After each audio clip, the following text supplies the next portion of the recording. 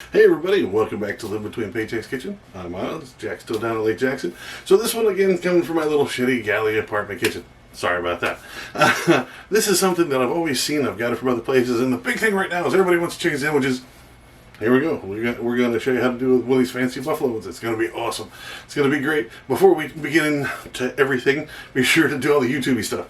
Like, share, subscribe. Hit the little ring, the little bell thing. It's going to be down in that corner. It's in one of the corners. You ring that and you get notifications when we do these videos. We usually do them Tuesdays, Fridays, but we're also adding Wednesdays and Saturdays, I believe, is we're going to try to put those in. Just get us a few more recipes out there because we haven't done enough lately, apparently. And before you do that, be sure to check down. And there's a link in the doobly-doo for our merch store. We got our aprons like this. We got fake hands, pot holders, spoons, spatulas, flippers, the whole nine. Check it out. We very much appreciate it. We are a small business. And let's just get into it. Food time. Food's over here. Alright, so you're going to need some split chicken breast. Now, you can get regular stuff, you can use size or whatever. Split chicken breast, there's a lot less prep. You're going to need some bread. I got these fancy pick your own kind of stuff. You're going to need some flour, some eggs. You got to fry some stuff. It sounds daunting, it's not bad. You're going to want some pickles. I want to try these Sucker Punch 3 pepper stuff. And you're going to want to see what you're going to dress it. Like if you're going to do buffalo stuff, I use this Louisiana buffalo stuff. Or you can use this dry the kind of stuff. I'll show you how to use both of those. That's a Nashville stuff I found. You're going to need some oil to fry this stuff in, just to fry your chicken. And you can either use ranch or you can use a mayo. Depends on what you want to do, what you're seasoning in your stuff on, what you want to do with your bread. That's up to you. So I'm going to show you how to do this. Now, a lot of people don't want to do frying stuff because it kind of looks daunting. Seems like a lot of steps. It's really simple, man. Like, here's my setup. Get a bowl, get you an egg in there, beat it like it owes you money. Be sure to puncture that yolk, and just keep stirring until it's not all sticking together like one big just wad of egg. Right? Get that done, and then in this next plate, you're going to put your flour, right? A tablespoon or two down, save you one on the side, and if it runs low, add more. Same with the eggs. If you keep doing this, add more egg. It's really simple, right? Now, there's two schools of thought when it comes to bread and stuff. You can do flour first, then egg. Tends to stick it, make it stick better. But for whatever reason, my brain fell out, so I'm doing it backwards today. But we're going to do multiple coats, so it doesn't really matter all that much past your first one. If you're only doing one pass, do flour and then your egg. If you're going to do multiples, it really doesn't matter. So be sure to try to cover this as best you can. If you don't have enough flour, just do it. Make sure that spoon that you're using to dip into your flour stuff doesn't touch the chicken. Don't put raw chicken. Don't let it touch anything. Don't let it get cross-contaminated with anything, okay? So get your chicken. Try to get it as much covered with that flour as possible. Then you're going to put it on a plate. Put it in the fridge for a couple minutes. 20 minutes or so. Let it chill a little bit. And then come back and do it again. Right? So relatively easy. Just keep doing it until you get all of these. It's going to make a little bit of a mess. Flour is kind of going to get anywhere. That's kind of how you do it. Make 2 coats of it. Yeah, egg flour. You can do more if you want it extra crispy, more crunchy, that kind of stuff. It's up to you. Get you a decent sized skillet. Make sure it's nice and clean at the bottom, that you don't have anything. Make sure everything will fit. You want the oil to be about 1 inch deep or so around, so however big your pot is. This one took about a cup and a quarter to kind of get deep enough where it cooks at least half of it, right? Don't worry about it being too low because the chicken's going to raise it up, that theory of displacement kind of deal.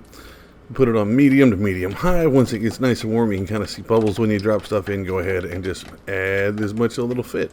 You see that one? A little bit of the flour and stuff hanging off a little bit. Once it cooks onto it, it'll stick. Don't want it too high. If it's popping and flying everywhere, it's too high, so go ahead and turn it down. You just want it to bubble. You don't want it to pop. Also, I had this little piece of chicken, so I just decided to cook that as well. Cute little piece of chicken. So you can kind of see the edges are starting to get a little golden brown, so get you a fork or your spatula tongs, or both. I'm going to show you how to use both. Try not to handle it as much. You don't want to knock that flour stuff off. Flip it over. You kind of want this golden brown. Let's see where it's starting to get cooked. Let's see, this is too late. We're not going to worry about that. But also we're going to do a temperature. You want your chicken to cook to the internal temperature to 165. So get you a thermometer is the best way to do it. Go ahead and stick it in there, and it'll take a little bit. Movie magic here. We're going to speed it up, make it go faster. You want to get to 165. If it doesn't, let it keep cooking. You need to turn it down a little bit if your outside's starting to cook a little too fast or it's getting too dark. That's the thing. But if you keep it about medium, a little bit past maybe a little medium high, you're fine. So just keep them, turn them over every couple of minutes, kind of see how dark these are getting. And kind of see, see, these aren't near dark enough. They're not cooked in the middle. If you did, oh, the little one is. But if you didn't have your thermometer, you couldn't tell. So yeah, see how dark these are. You can kind of see that you're getting that nice brown color. You put this in, you can see, boom, blows past 165 relatively quickly. So these are good. You don't want it overcooked. You know, overcook your chicken, right? So just 165. Make sure everything's outdone. Now, if you're going to do the dry stuff, you want to get a shaker. You want to do it as soon as it comes out of the oil. Like the oil is still on the surface. It helps spin it, so it gets you a plate, something that'll hold it. And so you don't just be throwing all your seasoning back into the oil. Put it on here, oil side up. It'll let it run down the bottom. Get your shaker and douse it with that seasoning stuff right on top. Now, use whatever. It doesn't have to be Nashville stuff. It doesn't have to be buffalo. You can use it for anything. And then coat both sides. But you definitely want to do this right out of the oil. It helps it stick. It helps that flavor get into everything. So that works. All right. Set that aside. Now, if you're going to do them wet, like we're talking about, you can drizzle a little bit. It'll be fancy if you're not big into buffalo stuff. Or you can drench it. We drench here. A, it looks good in pictures. B, it looks great as a thumbnail for your video. And C, man, it just gets that flavor everywhere. So get you a little bit, hit it. Don't worry about it. Just keep pouring it or whatever. Get you a brush and brush it on, man. This cost me like $1 at the dollar store. I think everything costs $1 at the dollar store. But was able to get this little brush. And so flip them. Make sure every part's coated. Get it all the little nooks and crannies. Brush, brush, brush, brush, brush. Yeah, this isn't sped up. This is my actual brushing speed. That's a lie. But once you get that done, let's set it aside. I'll show you how to dress these. Now this bread, it's not cut. So you need to get a really sharp knife and split it. Hey, it's a magic trick. Like I actually did the other side. I didn't cut it all the way through. I want to put in that V stuff. I'm going to show you how to dress this with ranch, especially for the soaked ones. The drier ones, I tend to use mayo, just my own personal preference. Don't put too much. You don't want it swimming. It's already swimming in the buffalo stuff. You don't want to try to drown it and just have sauce all over you. Or you can. I mean, it's your sandwich, however you want to do it. But how we do it here, just go ahead and get it nice and spread on here. Then hit one side with your pickles. Now I did the pickle me dilly stuff from HEB on this side, just because I enjoy a really good dill pickle. The 3-pepper sucker punch stuff I did on the dry ones, and they turned out so good. Just take it, prop it down in there. Boom. Best chicken sandwich on the planet, and I did like 7 of them for like $8. This is an amazing recipe, man. Like I said, well under a budget of $10. Feeds well over 4 people. If you're just doing the sandwiches, you're gonna add a bag of chips, do whatever you're gonna do. You still have $2 in your budget. We can fit that in. This is great. Really, really, like, trust me. I keep saying all the different stuff about the different sandwiches. The buffalo thing, yeah, it might be a little niche now, but for the longest time, it was like the big thing in chicken. So this turned out really well. Give this a try, man. Trust me, it's great. And you know, you can prep the meat. You cook the meat itself and use that as a food prep thing for the week.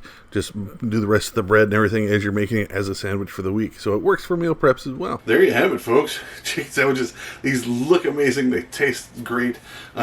You can try them with just anything. You don't have to do them with the buffalo stuff. So yeah, let us know. Let us know in the comments what you want to try. If you do it differently, want to see us do it differently, maybe we'll revisit it, man. We revisit a lot of stuff. This is great. Let us know down in the comments. That's what it's there for. Or you can also find us on social media. You can find us at Facebook, Pinterest, Patreon. You can find us at all those at Live Between Paychecks Kitchen. You can also find us at Instagram at Live Between. And a short note over there. And we will see you next time. I'm going to go eat one of those chicken sandwiches, man. These are great. See you next time. Y'all be safe.